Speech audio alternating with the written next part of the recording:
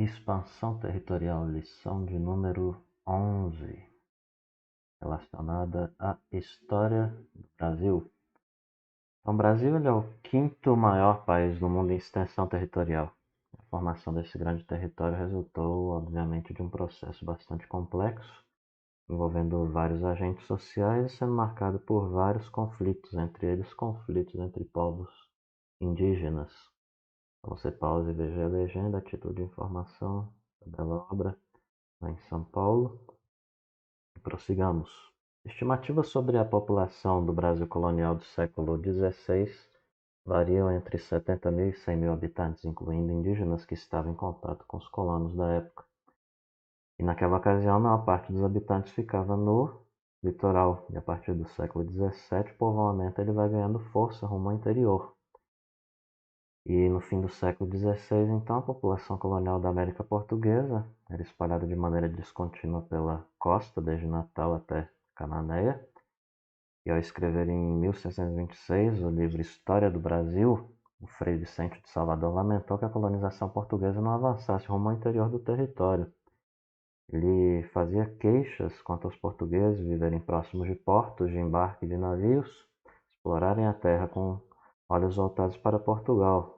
Eis o que ele diz: por mais arraigados que na terra estejam e mais ricos que sejam, tudo pretendem levar a Portugal. Então, nessa época, a vila de São Paulo, de Piratininga, que veio a ser a futura cidade de São Paulo, era uma exceção porque ficava situada no interior do território. E a partir de meados do século XVII, a ocupação territorial ganha força rumo ao interior e ao litoral norte, do atual estado do Rio Grande do Norte até o atual estado do Amapá.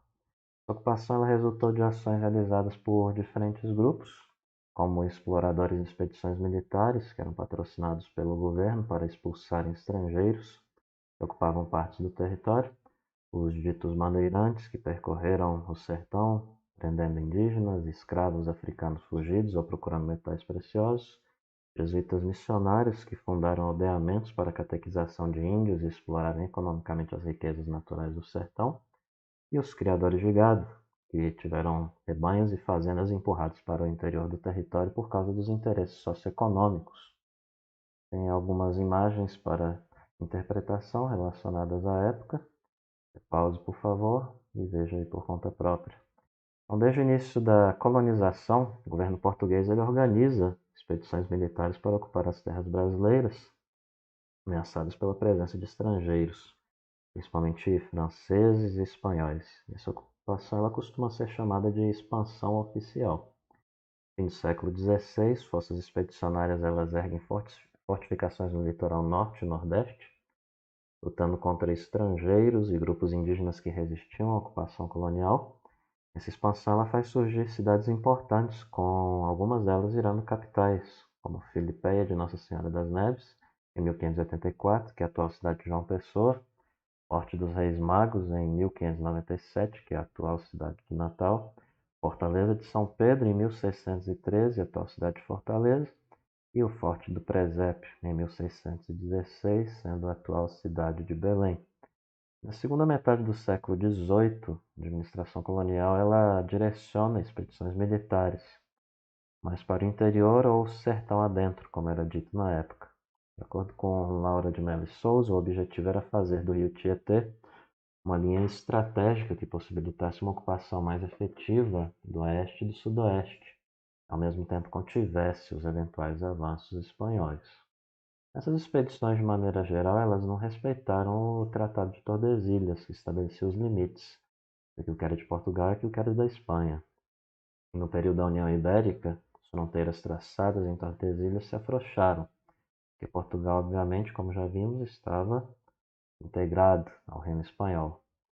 E a partir do século XVII, nós temos a organização de expedições patrocinadas por pessoas particulares.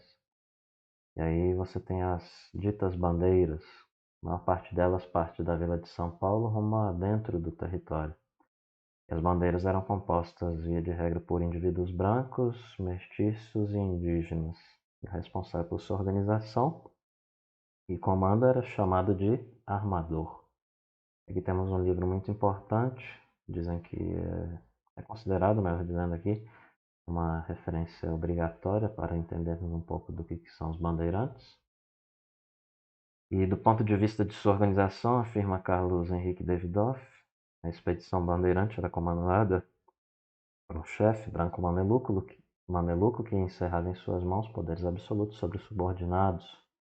Debaixo do seu comando estavam escravos indígenas que, de acordo com a descrição de Boxer, o Charles Boxer, eram usados como batedores de caminhos, coletores de alimentos, guias e carregadores, e o número de componentes de uma bandeira era variável, podia ser uma expedição de 15 a 20 homens, também podia chegar a reunir centenas de participantes. Os historiadores eles costumam distinguir aqui três tipos de bandeirismo. Aquele de apresamento, dedicado à captura de índios para vendê-los como escravos, sertanismo de contrato, dedicado a combate de rebeliões indígenas e captura de escravos negros fugitivos, prestando serviços à classe dominante das colônias, e o bandeirismo de prospecção, dedicado à procura de metais preciosos. E as bandeiras de apresamento elas foram importantes no sentido de como negócio no período do domínio holandês no Brasil, que foi de 1637 a 1654. A aula passada a gente tratou um pouco sobre isso. Os holandeses eles conquistaram algumas colônias portuguesas, fornecedoras de escravos negros na África, desmontando então o tráfico negreiro organizado pelos portugueses, permitindo apenas a vinda de escravos para áreas debaixo do domínio holandês. Então a mão de obra escrava ela ficou escassa nas regiões da América Portuguesa. E por causa disso, expedições bandeirantes passam a capturar índios para suprirem a carência de mão de obra nessas regiões. Muitas bandeiras de apresamento elas partem da vila de São Paulo, assim como as bandeiras de prospecção, e por isso São Paulo fica conhecida como a terra dos bandeirantes. De maneira geral, a concentração dos bandeirantes nessa região e do bandeirismo está ligada ao declínio do negócio açucareiro, quando a população pobre da vila de São Vicente vai para São Paulo. Fugindo da miséria, buscando alternativas para a sobrevivência, parte dessa população se dedica ao apresamento de índios e venda deles como escravos. Os negros da terra, antiga expressão usada pelos portugueses para os índios, eram forçados a trabalhar em lavouras que abasteciam vilas e povoados do litoral, bem como no transporte de mercadorias que circulavam entre o Planalto e o litoral. A princípio, os bandeirantes eles capturavam índios em regiões próximas de São Paulo, mas depois disso foram avançando para regiões mais distantes. Até meados do século XVII, bandeirantes paulistas eles atacavam aldeamentos jesuítas espanhóis espalhados ao longo do rio Paraguai e do rio Paraná, os atuais estados do Paraná e Mato Grosso do Sul, e também alguns situados nos atuais Paraguai e Argentina. E entre essas expedições ficaram conhecidas aquelas comandadas por um indivíduo chamado Raposo Tavares e Manuel Preto. Em reação aos constantes ataques dos bandeirantes, melhor dizendo, padres jesuítas eles conseguem autorização do rei da Espanha para munirem os indígenas com armas de fogo e fazê-los defenderem as missões. E desse modo, as missões conseguem conter os bandeirantes por um tempo, e as bandeiras que se dedicavam ao chamado sertanismo de contrato, nós destacamos aqui que elas partiam de Salvador, Recife e Olinda, sendo empreendidas principalmente após a expulsão dos holandeses do Brasil, quando o tráfico negreiro é reorganizado, então a escravização indígena perde a intensidade aos poucos. A partir desse momento, as autoridades governamentais, senhores de engenho também, e grandes pecuaristas, passam aí a contratarem serviços bandeirantes como braço armado, para reprimirem rebeliões indígenas e capturarem escravos fugitivos, especialmente os reunidos em quilombos.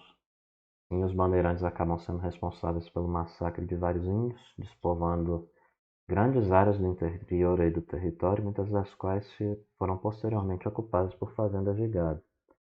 Já na segunda metade do século XVII, o governo português, por conta de enfrentar uma crise financeira e fatores aí ligados às invasões holandesas, passa a estimular então o bandeirismo de prospecção por meio de recompensas materiais, promessas de títulos e honrarias, e até perdão de crimes cometidos. E animados com essas pequenas quantidades de ouro, no começo do século XVII, nas regiões do que é o atual São Paulo, Curitiba, Paranaguá, os bandeirantes então decidem entrar pelo sertão buscando jazidas abundantes, mais abundantes de ouro. E com esse propósito, a bandeira liderada por Fernão Dias Pais, que partiu de São Paulo em 1674, rumo ao interior do atual estado de Minas Gerais, passa 7 anos explorando o sertão mineiro, encontrando apenas pedras de turmalina.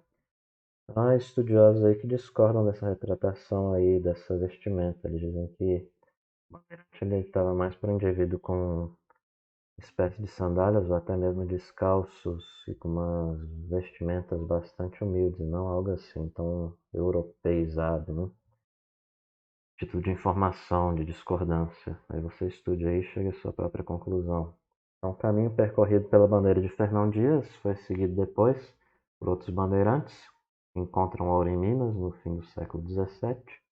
E dentre as bandeiras que descobriram jazidas de ouro no Brasil, destacamos aqui as comandadas por Antônio Rodrigues Arzão, que descobriu ouro em Minas por volta de 1693, Pascoal Moreira Cabral, que descobriu ouro no Mato Grosso por volta de 1719, Bartolomeu Bueno da Silva, que descobriu ouro no Goiás por volta de 1725. Entre os séculos 17 e 18, os bandeirantes eles encontram jazidas de ouro em lugares isolados, longe do litoral. Por causa disso, milhares de pessoas migram aí para essas regiões, motivadas pela possibilidade de enriquecimento com a mineração. Nesse contexto, são organizadas as bandeiras de comércio, também conhecidas como monções, que tinham o objetivo de fornecerem alimentos, roupas e produtos àquelas regiões. E navegando pelos rios de São Paulo, Mato Grosso e Goiás, as monções também serviam como meio de comunicação e transporte. E inspirando-se na história da expansão territorial da colônia, o artista Almeida Júnior ele cria a obra A Partida da Monção. Aparece aqui para sua informação e enriquecimento. Então, os jesuítas são sacerdotes, já falamos um pouco sobre isso, falaremos mais ainda agora. São pertencentes especificamente a esses sacerdotes da Companhia de Jesus, também conhecida como Ordem Jesuítica, que foi fundada na Europa por um indivíduo chamado Inácio de Loyola em 1534. Entre os objetivos dos jesuítas estava a divulgação da religião católica pelo mundo. Aqui no século XVI, a ordem ela buscava fazer de seus sacerdotes como se fosse uma espécie de soldados do catolicismo. Essa intenção, em 29 de março de 1549, desembarca na Baía de Todos os Santos, primeiro grupo de jesuítas, chefiados por Manuel da Nóbrega. E desde que chegaram no Brasil colônia em 1549, os jesuítas eles dedicaram-se à catequização de índios.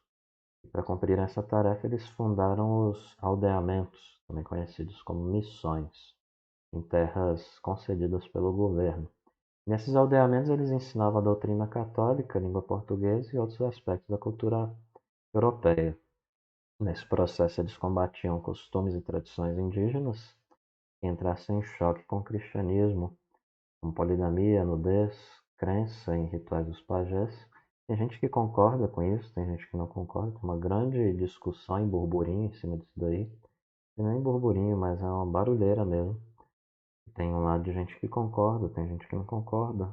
E fica a informação aí também, para a contribuição do teu intelecto e da tua mente aí. Então, geralmente a rotina diária dos aldeamentos começava cedo, a cerimônia da missa, pois alguns indígenas iam trabalhar em plantações coletivas e outros em atividades artesanais, enquanto que os adultos trabalhavam para suprirem necessidades materiais da aldeia. Enquanto eles faziam isso, as crianças aprendiam a ler, escrever, contar e tinham aulas de moral e religião. Os jesuítas também pensavam que as crianças elas assimilariam mais rapidamente os novos hábitos culturais do que os adultos. E, além disso, nas missões do norte da colônia, os jesuítas faziam os índios trabalharem na extração de riquezas naturais, conhecidas como drogas do sertão. Isso aqui é importante também. O que são as drogas do sertão? São, por exemplo, vamos dizer aí melhor, falando, citar alguns exemplos. Guaraná, pimenta, castanha, baunilha, plantas aromáticas e medicinais de maneira geral. cuja venda ela proporcionava bons lucros aos padres aí da Companhia de Jesus. E por tudo isso, as missões jesuíticas elas viraram então o alvo favorito das bandeiras de apresamento, porque lá os bandeirantes encontravam o chamado índio ladino, ou seja, aquele aculturado, conhecedor dos ofícios que eram importantes para o comprador de escravos. E prosseguindo, a gente deve destacar aqui um aspecto relacionado a toda essa questão que é a revolta de Beckman, que durante o período colonial a gente teve aí algumas divergências entre os colonos e jesuítas, com vários colonos querendo capturar e escravizar os índios para usá-los como mão de obra, contrariando obviamente os jesuítas, que defendiam a culturação deles, o controle deles dentro da missão. E essas diferenças então levam a vários conflitos, e o exemplo delas aí, né, é a revolta de Beckman. E na época da União Ibérica, em 1580 a 1640, os jesuítas eles conseguem com a metrópole a edição de normas que proibiam o ataque e escravização de índios. Eles alegavam proteger os nativos dos colonos, embora estudiosos aí, alguns vão dizer que eles explorassem os índios à sua maneira, né, os jesuítas. E a partir de 1650, a capitania do Maranhão ela começa a passar por uma grave crise econômica, provocada pela redução dos preços do açúcar no mercado internacional, sem condição de pagar os altos preços cobrados pelo escravo africano. Os senhores então de engenho da região organizam tropas para invadirem as missões jesuítas e capturarem os índios para o trabalho escravo em suas propriedades. Isso provoca o protesto dos jesuítas junto ao governo português, que acaba reafirmando a proibição de escravizar os índios aldeados. Naquele contexto, o governo português cria a Companhia Geral de Comércio do Estado do Maranhão, em 1682, com o objetivo de fornecer mão de obra à capitania. A ideia era introduzir na região 500 escravos negros por ano durante 20 anos. A Companhia de Comércio, no entanto, ela não consegue cumprir os seus compromissos, a crise é agravada de mão de obra, aumenta o descontentamento dos colonos. Além disso, a Companhia de Comércio tinha que abastecer a região com produtos produzidos ali para revendê-los na metrópole, mas a Companhia de Comércio cobrava um alto preço pelos produtos e pagava pouco aos colonos pelo açúcar adquirido. E aí isso gerava descontentamento cada vez maior. E um grupo então de senhores de engenho maranhense, liderado pelo Manuel Beckman, organiza um movimento para acabar com a Companhia de Comércio com a influência dos jesuítas. O grupo também quis que Portugal desse uma autorização para a escravização de índios. E aí a rebelião ocorre no dia 24 de fevereiro de 1684, especificamente na noite, com armazéns da Companhia de Comércio sendo destruídos, a escola dos jesuítas invadida e os jesuítas expulsos do Maranhão. E os rebeldes constituem um governo provisório. O irmão de Manuel Beckman, o Tomás, é encarregado de ir a Lisboa para expor a situação ao rei de Portugal. Ao saber do ocorrido, o rei não aceita a atitude dos revoltosos e ordena a prisão de Tomás Beckman, enviando então ao Maranhão um novo governador, o Gomes Freire de Andrade. Chegando ali em 1685, manda enforcar Manuel Beckman e outros dois líderes do movimento. E apesar dessa reação severa, a metrópole muda sua política na região, com os jesuítas podendo voltar para o Maranhão. A Companhia do Comércio é extinta e a escravização de índios é autorizada em alguns casos. E de acordo com o censo de 2010, fazendo uma ligação com os dias mais atuais, 896.917 pessoas se declaram indígenas, ou seja, 0,4% da população total do Brasil, de acordo com algumas pesquisas.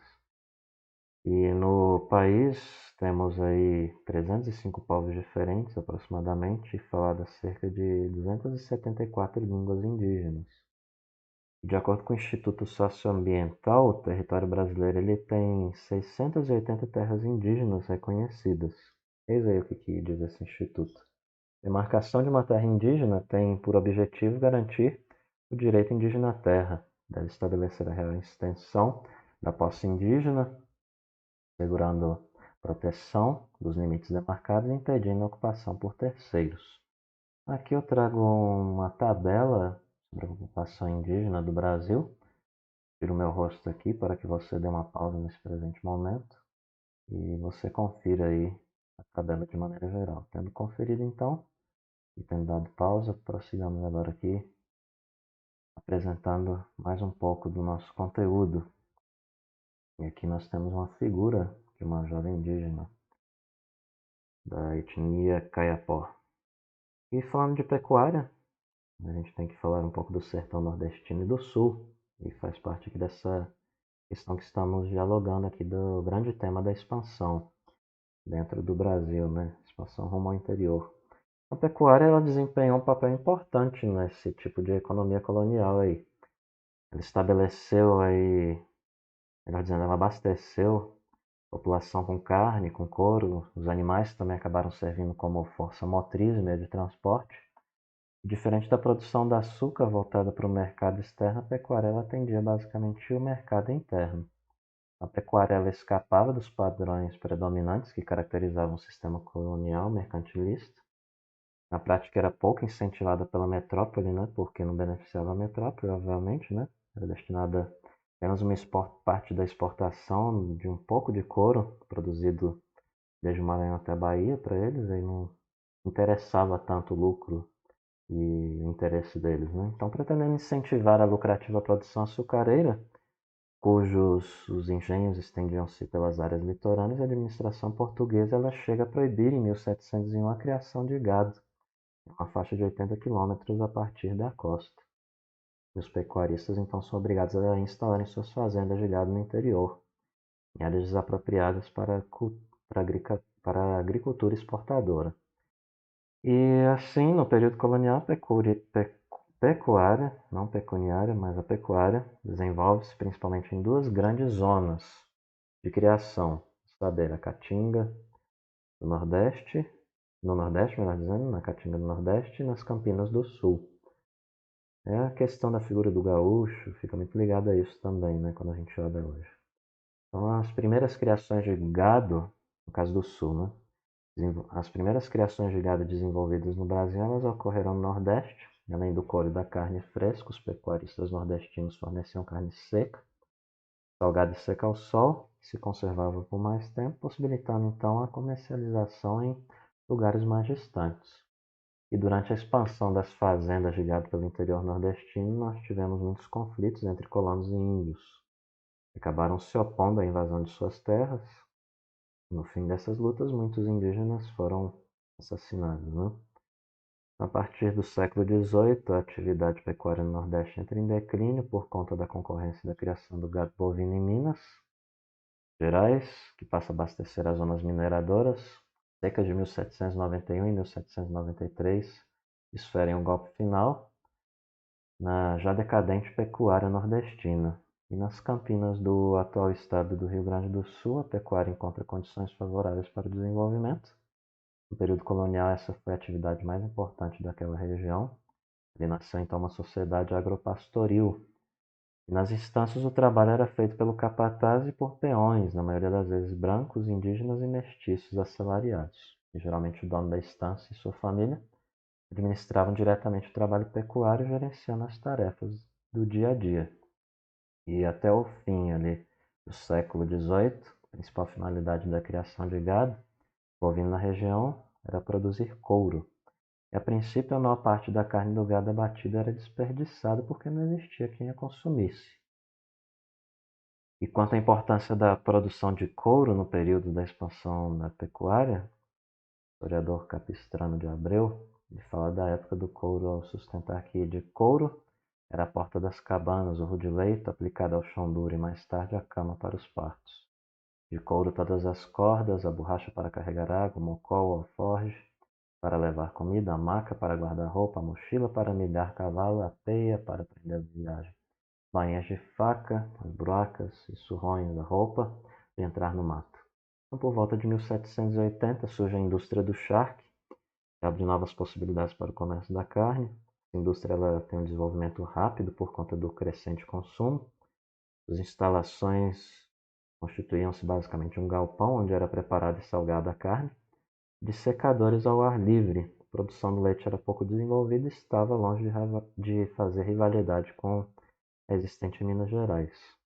Em compensação, o sul ele era favorecido com as baixas temperaturas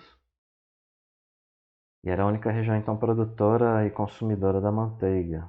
Além do gado bovino, foi significativo no Rio Grande do Sul a criação de cavalos também, principalmente de mulas, chamadas de muares. Então, muito exportadas para a região de Minas Gerais, elas foram um importante meio de transporte em terrenos acidentados e montanhosos das áreas mineradoras. E conforme já mencionamos em várias ocasiões, a colonização portuguesa ela não respeitou o Tratado de Tordesilhas, os espanhóis também não, porque eles ocuparam colônias portuguesas situadas no Oriente, como as Ilhas Filipinas, e sendo assim foi preciso renegociar e fixar as novas fronteiras coloniais na América. E é assim então que, a partir do século XVIII, os dois países ibéricos entram ali além da França quanto à assinatura de tratados fronteiriços. E aqui a gente vai mencionar alguns, de maneira bem breve. Tratado de Utrecht, não sei como fala isso aí, mas tá aí para você saber como que é escrito, que foi assinado entre representantes de Portugal e França, que estabelecia que o rio Oiapoque, no extremo norte da colônia, seria o limite da fronteira entre o Brasil, no atual Amapá, e a Guiana Francesa. E o segundo buscava resolver as divergências entre os portugueses e espanhóis quanto aos limites de seus domínios no sul do Brasil. Então havia estabelecimento aí da colônia de Sacramento, fundada por Portugal, hoje uma cidade uruguaia, pertenceria aos portugueses, mas existiu aí oposição dos espanhóis que moravam lá. Temos o Tratado de Madrid, estabelecido entre representantes dos reis da Espanha e Portugal, determinava que cada país tinha posse das terras que ocupavam, mas a colônia do Sacramento pertenceria aos espanhóis e a região dos Sete Povos das Missões, que ocupava parte do atual estado do Rio Grande do Sul, seria dos portugueses. O tratado ele não pode ser cumprido porque os jesuítas índios guaranis, os aldeamentos dos Sete Povos das Missões, eles não aceitaram o controle português. Então ocorre uma violenta luta, a Guerra Guaranítica, contra a ocupação portuguesa, e o governo português ele não entrega aos espanhóis a colônia do Sacramento. Temos também o Tratado de Santo Ildefonso, assinado por representantes de Portugal e Espanha. Estabelecia que os espanhóis ficariam com a colônia do Sacramento, a região dos Sete Povos, das Missões, mas devolveriam aos portugueses terras que nesse período ocuparam aquilo que é o atual estado do Rio Grande do Sul. O tratado foi considerado desvantajoso pelos portugueses, porque eles perdiam a colônia do Sacramento e recebiam quase nada em troca. E temos também o Tratado de Badajoz, que estabeleceu que a região dos Sete Povos das Missões ficaria com os portugueses e a colônia do Sacramento com os espanhóis. E após muitas lutas é confirmado então as fronteiras, são confirmadas. Basicamente foram aí definidas pelo Tratado de Madrid. Então nós encerramos por aqui com uma questão, como sempre de costume, né? Ou mais. No caso aqui, apresentamos uma questão do Enem de 2013, peço que você leia, confira o mapa e aí veja o que deve ser assinalado aí de acordo com o enunciado. A resposta, portanto, é a seguinte: não havendo algo mais, concluo esta aula por aqui e agradeço a tua atenção.